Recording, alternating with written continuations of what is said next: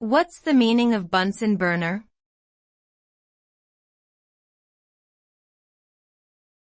Bunsen burner.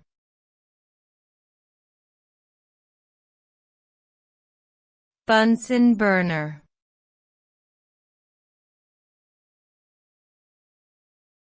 Bunsen burner.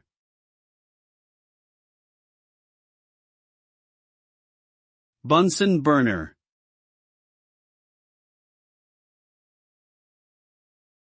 A Bunsen burner is a common laboratory tool used for heating, sterilizing, and combustion.